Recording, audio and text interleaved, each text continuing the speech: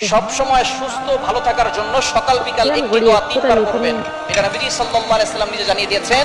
তিরমিজি শরীফের 3514 নম্বর হাদিস। এই হাদিসের ভিতরে নবী সাল্লাল্লাহু আলাইহি সাল্লাম জানিয়ে দিয়েছেন, যে ব্যক্তি সকাল বিকাল এই দোয়াটা তিনবার পড়বে, আল্লাহ পাক রব্বুল আলামিন দুনিয়া ও আখিরাতে উভয় জগতে তাকে ভালো রাখবেন। আমরা যখন দুনিয়াতে ভালো থাকার জন্য আল্লাহর কাছে দোয়া করি এবং আখিরাতেও ভালো থাকার জন্য দোয়া করি। এখন আপনি দুনিয়াতে ভালো থাকতেছেন, টাকা পয়সার মালিক হয়েছেন, কিন্তু আপনি নামাজ পড়তেছেন না, আপনি তাহলে কিন্তু পরকালে জান্নাত পাবেন না। তাহলে দুনিয়াতেও ভালো থাকবে যারা এবং আখিরাতেও ভালো থাকতে চায় যারা, তারা এই দোয়াটা আমল করবেন। আপনি ফজরের নামাজের পরে পড়বেন তিনবার, মাগরিবের পরে পড়বেন তিনবার। অবশ্যই নামাজ পড়বেন, নামাজ ছাড়া কোনো আমলে কাজ হবে না। ফজরের নামাজ যারা পড়ে না তাদের জীবনে কোনোদিন বরকত হয় না। যদি আপনি সুস্থ থাকতে চান আর ভালো থাকতে চান, অবশ্যই ফজরের নামাজ পড়বেন। ফজরের নামাজ পড়ে এই দোয়াটা তিনবার পড়বেন। দোয়াটি হচ্ছে আল্লাহুম্মা ইন্নী আসআলুকাল আফিয়াতা ফিদ দুনিয়া ওয়াল আখিরাহ।